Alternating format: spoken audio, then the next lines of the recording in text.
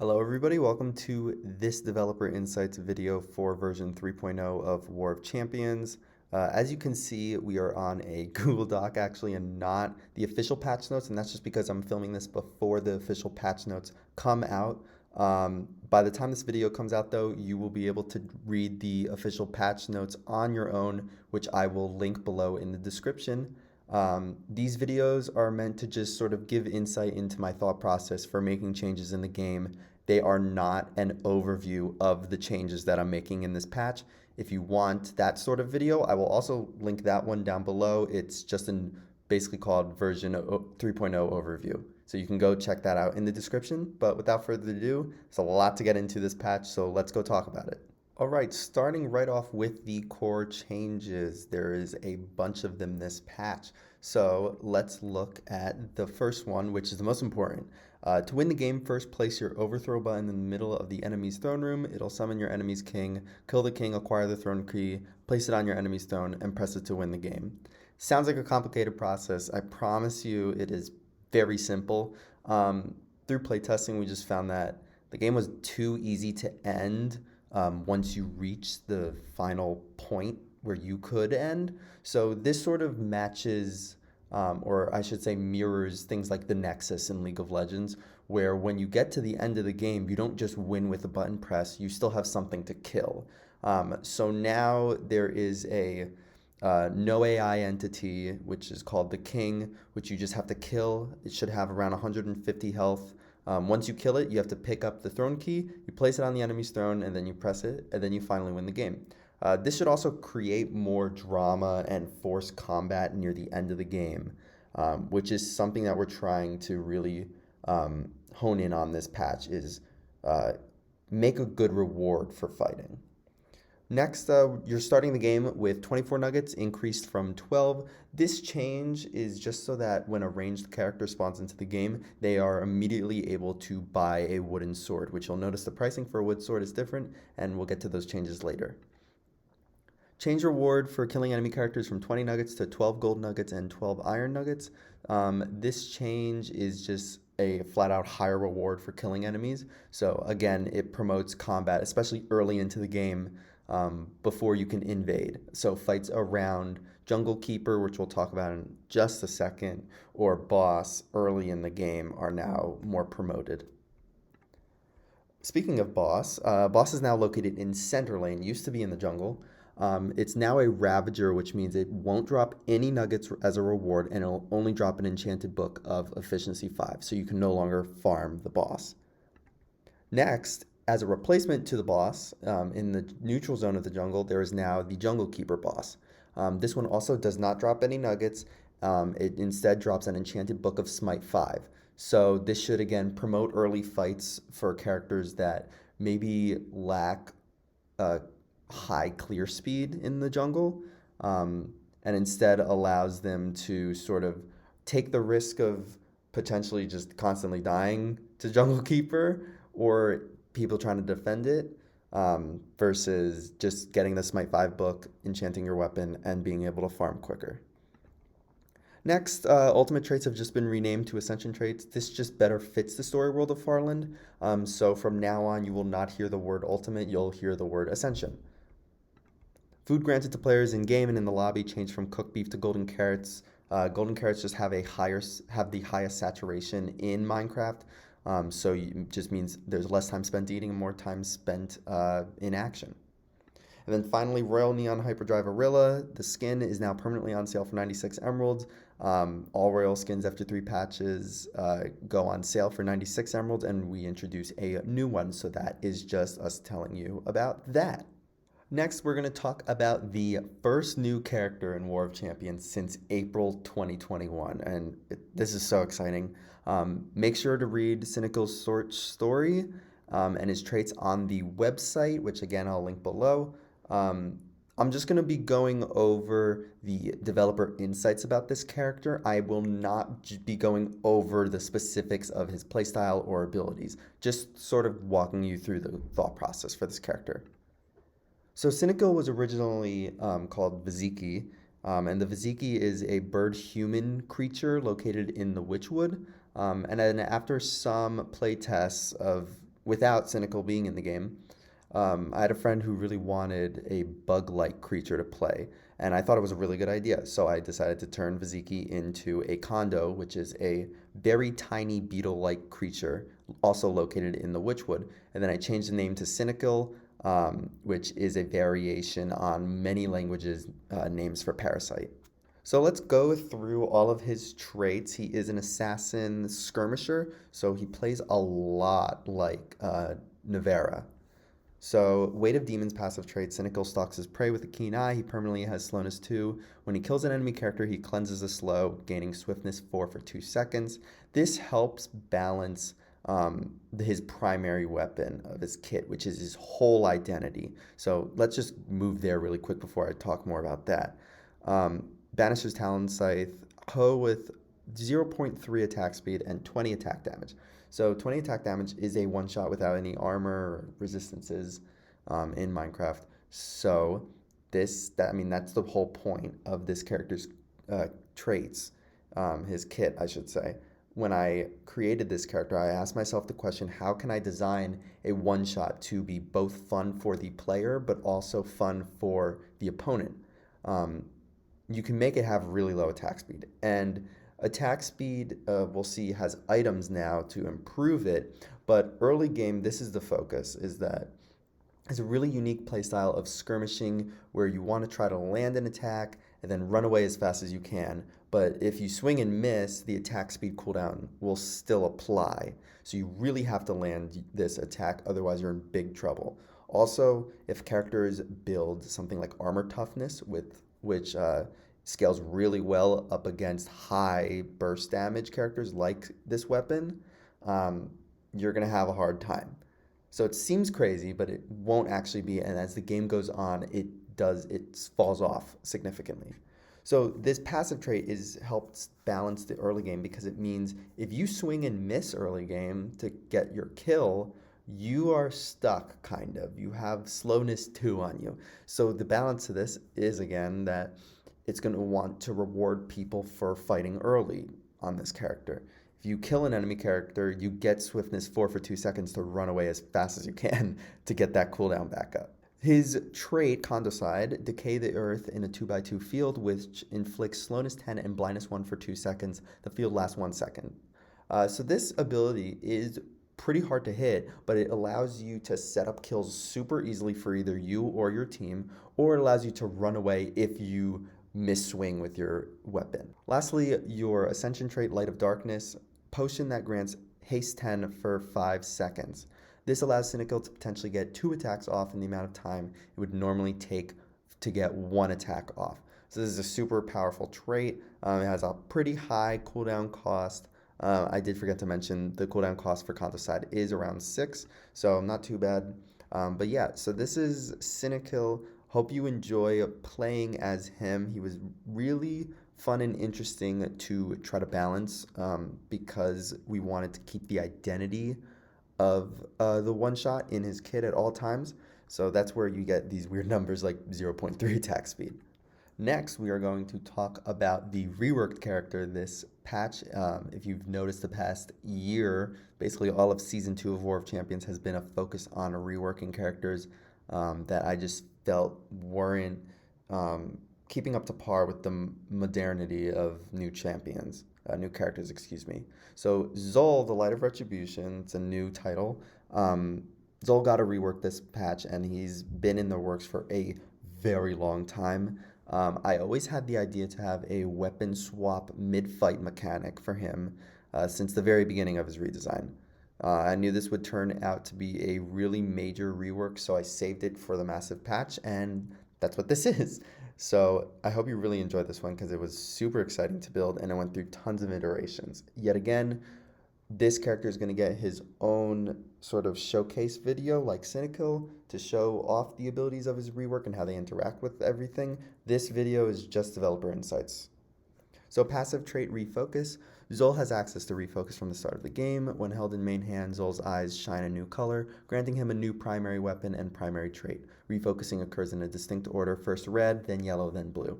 So the idea of his eyes changing colors, meaning a new weapon in game, is what makes Zol different from all of the other marksmen. He's also the first character that can swap his traits mid-fight without having to go back to his trait shop, so something like Sindor or Mayrosa. And this allows for a really, really unique, creative gameplay pattern. You have a lot of freedom in what you can do when you play Zol. So what are these form swaps doing? So I-Beam, the primary weapon, I-Beam's weapon changes depending on how Zol is focused. If Zol has refocused to red, I-Beam is a shovel with 1.1 attack speed and 2 attack damage, enchanted with Bane of Arthropods 2 and Knockback 2. So I'll stop there. So to talk about red, this went through a ton of iterations. All of these weapons did. At one point, I had a trident. At one point, I had, I believe it was a multi-shot crossbow, and we'll get to the crossbow in a bit. So yeah, just know that these went through tons of different iterations. I originally wanted to keep them all ranged, but I changed that. And the red is what really changed a lot for his identity. So the red being this melee weapon with Bane of Arthropods 2 means that he has some tool in the jungle to farm. And you'll notice he does not have any cooldown costs except for his Ascension trait. So this means he's a pretty good farmer for the team, allowing them to get critical upgrades and stuff like that, or just focus on building items. He additionally has knockback 2 on this weapon, so it makes it useful throughout the entire game. He can peel for himself with this weapon in melee range, rather than just having Bane of Arthropods 2, and then it just becomes a useless weapon late game. Next, if he's refocused to yellow, I-Beam is a bow enchanted with Punch 1. So the yellow identity is all about peel from a ranged. So bow with Punch 1 means basically the same thing as knockback, but it's on a ranged weapon, so it allows him to have a lot of self-peel from really far distances. Zol is refocused to blue. It is a crossbow enchanted with Piercing 1. Piercing 1 means it goes through shields, which is, I believe, the second weapon to do that behind Cassaplat's fully upgraded weapon. Or I believe first upgraded is. So pretty cool mechanic. This is going to be his damage form. So if he doesn't need to peel for himself, then he can just full out blast the damage that he needs to with his blue form. Each of these forms have a companion in the primary trait, Undulate. This is a potion that grants different effects based on how Zol is focused, as I just said. If Zol has refocused to red, Undulate grants haste 2 and regeneration 2 for 5 seconds. So, I mean, this really helps with clearing the jungle safe and fast, giving you constant health and also some attack speed. If Zol has focused to yellow, Undulate grants resistance 2 for 5 seconds, and this backs up the idea that you want to be in yellow form if you need that self-peel. So if someone jumps on you immediately and you're in yellow form when you were trying to peel for yourself, you can pop the resistance 2 potion and survive a little bit longer. If Zol has refocused to blue, Undulate grants swiftness 2 for 5 seconds. This goes to the ranged combat. So your blue form is your damage. So swiftness 2 helps for ranged combat because it allows you to kite better and also just move around and get the right angles better. And then instead of a cooldown cost, Zol gains 1 potion every time he refocuses. So these potions, because you get them for free every time you refocus, and I wanted to keep that in his kit, they have to be pretty low in quality. So that's why you only see pretty much like resistance 2 for 5 seconds, swiftness 2 for 5 seconds. It's nothing ultimately very complicated. It's very simple standard. Lastly, his Ascension trait Backspark is a bow with punch 5 and 3 durability, and its cooldown cost is 15 nuggets. So Backspark initially was an ability that teleports the nearest enemy within 3 blocks of Zol back to their base, which it sounds really cool, but it feels really impactful. Zol had already had this identity of being super annoying and controlling of the battlefield because of his insane self-peel from range. So I changed it to a punch 5 bow, which it serves the similar purpose. It serves kind of a similar purpose actually as the yellow form, but it's more drastic and it only has 3 durability. So it allows you to potentially push everybody away from you on the enemy team. So if you can land all the arrows, it'll go well. If you miss them, then it won't go so well. But it's the only trait with a cooldown cost, so it should be pretty balanced where um, if you miss them all, it doesn't feel that bad because it doesn't cost that much. All right, let's move on to the balance changes. Now there are a ton of them, but I will say I'm going to repeat myself a lot because the overall point of this was through playtesting, there was a common theme of just really high damage in the game. People will get bursted down very quickly, and that playstyle isn't always super fun. So there's an overall damage decrease this patch, which you'll see is fluent throughout all the characters. So let's go through them. Aladar's worldly upgrade cost is increased from 15 to 32 nuggets. These type of weapon upgrades should be occurring over a long period of time, not after a first back. So increasing it basically over doubled means if it's multiplicative because it's a 3 times upgrade. So it costs significantly more, but it should. You shouldn't be backing with 64 gold and having it. You need more. Asmara, there's a few changes for her. A goddess above all regeneration level has been increased from 1 to 2, so the regeneration just didn't feel impactful enough for it to be even in the game. So increasing its level to 2 will fix this because it actually is a pretty major health bonus. Holy Smite is no longer enchanted with Power 1. This is our first example of a general decrease in damage on weapons this patch. This is also largely, I will say, due to the introduction of damage on items, which again we'll talk about later. Even though this doesn't affect range damage, the ones on items, range damage had already been too high for way too long. So this is dumbing that down, especially on a support. A support doesn't need power on a weapon. Exalted effects duration decreased from 15 to 5, and then also the exalted cooldown cost is being increased from 15 to 25. This ability was really majorly great. You could just pop it right before ending the game. So this lowering of the duration and increasing the cooldown will fix this because immunity is a very powerful effect. Next is Bizaraz, Storm Breath attack damage decreased from 6 to 4. This is decrease in damage is patch. Also, this is a larger decrease than most other characters are getting, just because Bizaraz's identity is fighting from the air, not melee. Blint Ashvale's Consume the Riches Enchanted Book enchantment levels have been decreased from 3 to 1. So there's no more enchanted books in the shop anymore, which means that enchantments are much more powerful. They have a higher value. So the fact that Blint Ashvale has access to all of them means that their levels should be very low. So they have been decreased to the smallest level, which is 1. And then Cunning Blade attack damage decreased from 8 to 5. That's your decrease in damage. Castleplat, The Hunt is On, upgrade cost increased from 15 to 32. Very similar to Aladar. The weapon upgrade should be occurring over a long period of time, not after a first back.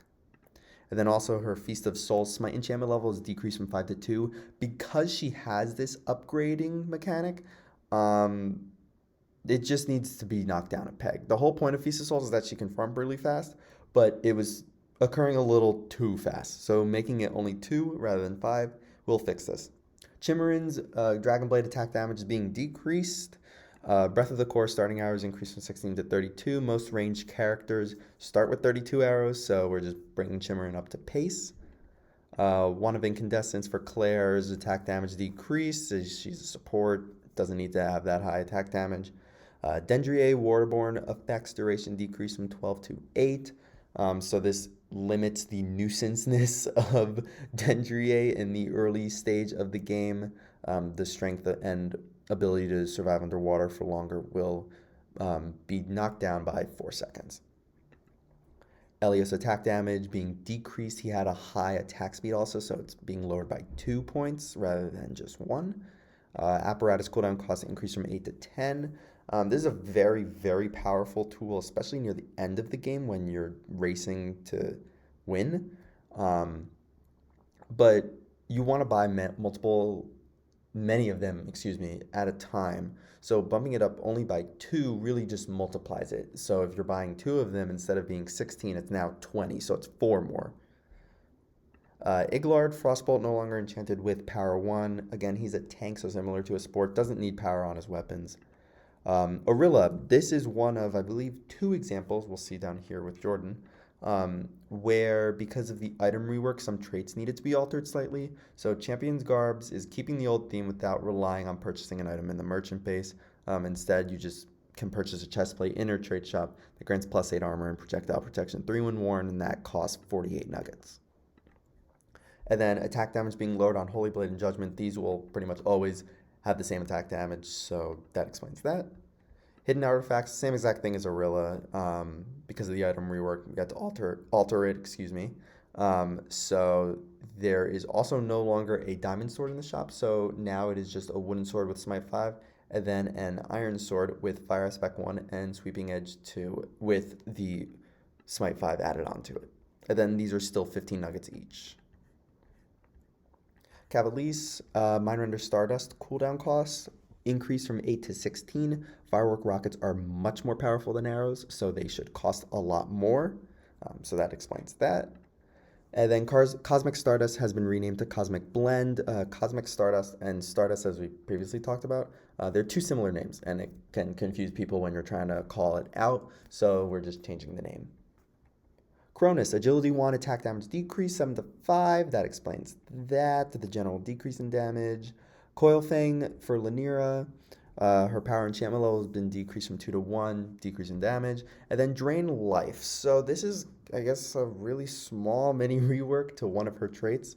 It's now a potion that grants Wither 2 for 2 seconds, and then Regeneration 3 for 5 seconds. So we gave Lanira a mini rework on her Ascension trait that basically did the same thing as her old Drain Life, but a little better.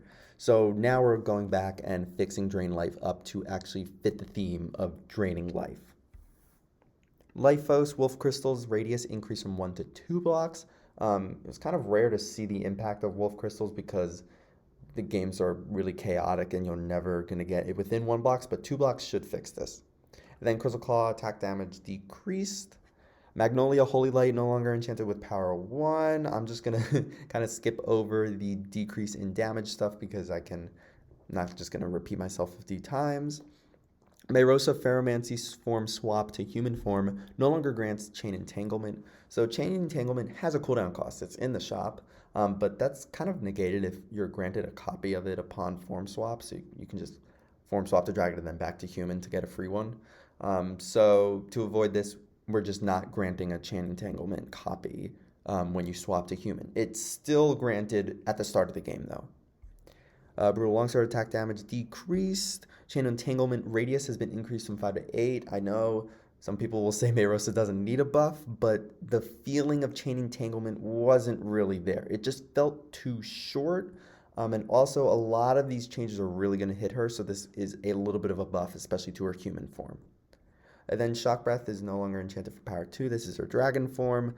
And then the Shock Breath arrows are increased for cooldown cost from 3 to 6 because special arrows have long been priced at 6, and this was just an oversight. New Mana, Soul Scythe attack speed decreased from 2.5 to 2, and then the attack damage also decreased from 6 to 5. Not a lot of attack speeds has been changed, but this is a really high one.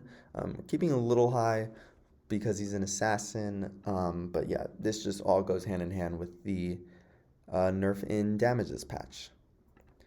Terrell, Wild Beak attack damage decrease. Sindor, these are a lot of changes. It's literally almost all a general decrease in damage. These are all his weapons for each level upgrade, I should say. And then Iron Spike Breath is a trident. Trident should have low melee damage with a standard attack speed, so that's just fixing that up. And then Impaling 4, this was an oversight. Impaling only affects underwater mobs, so just removing it doesn't actually change anything. Almost done, I promise. Cerritos, the Archangel Staff cooldown cost increased from 10 to 15 nuggets. Power level of Archangel was too high compared to its cooldown cost, so just increasing that. Archangel Staff power enchantment level has been decreased from 5 to 3. This goes back to a general decrease in damage. It will be important to note that because of the enchantment level decrease, you have to combine the Archangel Staffs correctly to eventually have a power 5 bow in order to acquire your Ascension trait. Boomerang Blade, attack damage decrease, and then an Ascension trait rework for Certas. The Illusioner was kind of just really chaotic and doesn't actually do much, so this is a better zoning tool for already a great zoning character. It's now a 15 by 15 field, that's huge, of disorienting energy that applies slowness 3 and slow falling 10 for 3 seconds continuously to those who enter the field, and the field lasts 15 seconds. So this is a massive ranged, very long time ability, and it can be this because it costs an entire Archangel staff with full durability. So this should work really well, but we will keep an eye on it for the next update to see if we need to balance it anyway. Skethy damage decrease on Flame Engulfed, Terror damage decrease on Rocket Punch, Veneto Tangleweed Barbs, cooldown cost increase from 3 to 6, sort of like the Shock Breath arrows on Mayrosa, same thing, just a slight oversight by us. Vinvery Crystallizer enchantment level decreased, it's all the way from 3 to 1 actually, so that's an important change. And then Xerxes Malice Shot power enchantment level also decreased from 3 to 2. And Zambivono no longer spawns in with extra nuggets. This is because you now spawn in with 24 nuggets rather than 12. So the need for extra nuggets just isn't there. All right, we got through that big chunk. Now let's talk about the most important change, in my opinion, to version 3.0, which is the merchant base changes. We'll read what I wrote. Some big changes are coming to the merchant base this patch. A new component item system is being introduced, and the overall layout of the shops has changed ever so slightly. Additionally, master tokens are no longer available to any characters. Throw out all you know about the old merchant base and enjoy these changes. So the main change is that items are now run on a component system. This is similar to most MOBAs. League of Legends is a great example. Component systems are basically where you combine smaller components that grant little stats into larger components that grant greater stats into eventually a full item. I knew that this was the change that I wanted to do for version 3.0, basically all the way back in version like 2.5, I'd say. So I'm so happy that these changes finally hit live, and I'm excited to go through them. The component compound is the renaming of the Potion Master shop. Important to note, Master Voru's passive trait that gives him a copy of Encase when he enters the Potion Master shop, that's still the same, it's just now called the component compound. So you'll just see a renaming if you look at his character preview. I'm not going to go in depth into all these. If you want to, you can read all of them, and you should, because for your favorite character, you're going to want to know what to build on them now that items are super important. The basic gist of it is that items give very specific types of stats. So most of the primary components will cover these stats. So we have Brick Armor, which is some armor, Pulsar Shroud, which is +2 max health, Norn Scrap armor toughness, Flame Skids attack speed, Witchwood Shurikens attack damage. And these are all pieces of armor, so it can be leggings, chest plates, boots, and helmets. And that's an important thing to keep track of as well, because you cannot buy 2 versions of an item that fill up the same armor slot, which means you can also only have a maximum of 4 items.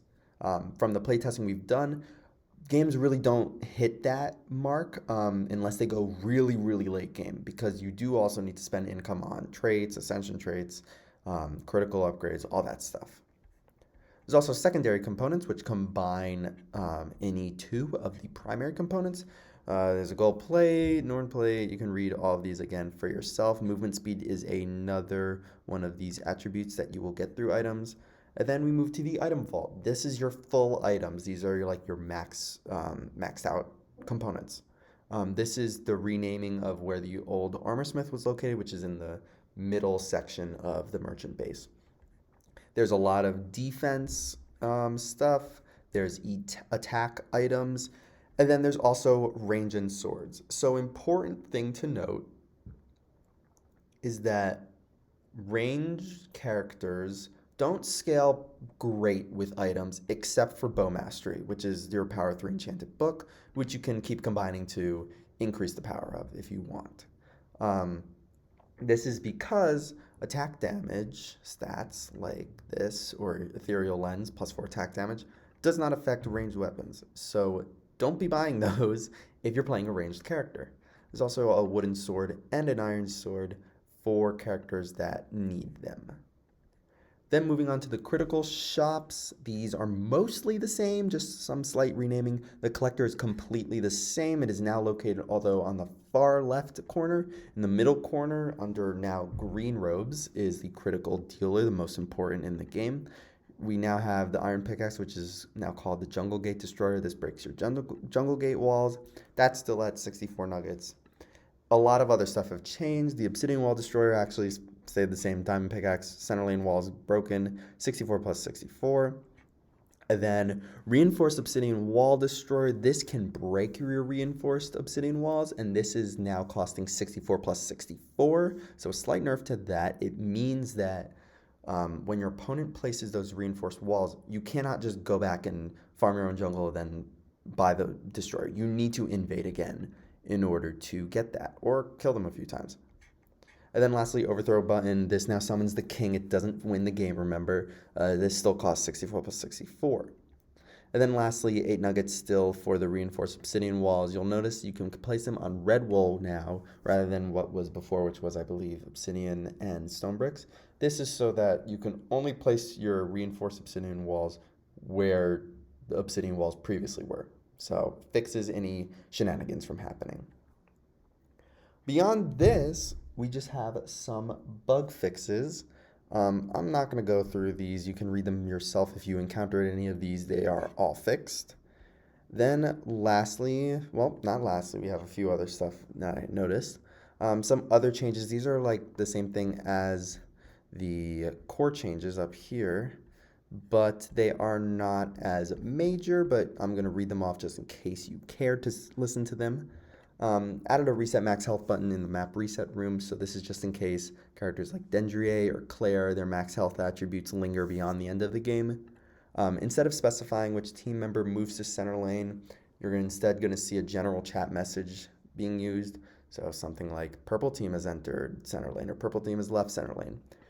This avoids a random bug that was happening where a wrong player would be sighted going into center lane when instead they weren't anywhere near it. So that fixes that. There's a chat message once boss or jungle keeper is spawned. There's a respawn countdown and now to help you know when you're about to respawn. You can now access food in the lobby, the main lobby that is. Character kits no longer specify the material of their weapon. Because skins are in the game, material doesn't matter at all. It's only the values. So that's all good now. Characters with dependent traits now have in-game dialogue when they are used. This helps add clarity on what the opponent is doing in-game, especially for new players that don't know all the characters' kits. And it also adds the ability to have in-game voice lines. And then lastly, we added some new decoration to the map, most of which simply increases the visible wall height so that players can no longer see stuff like the background code. 2 things left in this massive patch. We have some new skins. Celestials 2022 Celestial skins are coming back. We have Celestial Cynical, so this is actually, I'm pretty sure, one of the first release skins for a character. So this is a legendary skin with 80 emeralds. It has all your standard new skins and effects and colors. Royal Celestial Elios, this is your replacement Royal skin because Royal Neon Hyperdrive Arilla, remember, is now permanently on sale for 96 emeralds. This will be the ranked reward for players with 10 wins or more up until patch 3.3 where another Royal skin will be introduced. And this one will go on sale for 96 emeralds at that point. Then lastly, I'm super excited for this skin, Eclipse Master Voru. You'll read this line and get excited. Skins, colors, and effects change depending on if you are on the gold team or the purple team, with the themes being sun versus moon. So this is the first skin to change effects and colors and skins and all that depending on what team you are on. This, of course, is priced at 128 emeralds and it is an ultimate skin. Lastly, finally, we've included a section for website changes. Keep in mind, website changes happen all the time. They are not dependent on patches, but I thought I'd go over some of the stuff we've done. There's now full splash arts available for Cynical, Celestial Cynical, Royal Celestial Elios, and Eclipse Master Voter on the website. There's a new short story for Cynical, which is called The Blur Between Night and Day, so definitely read that if you like the character, because it'll give you a lot of insight on their story. And then we're also currently in the process, this is a huge thing, of giving all characters new splash arts, bios, and short stories to better enhance the story of War of Champions and Farland as a whole. This process will occur over a long period of time, and I mean long, with multiple phases, so please be patient.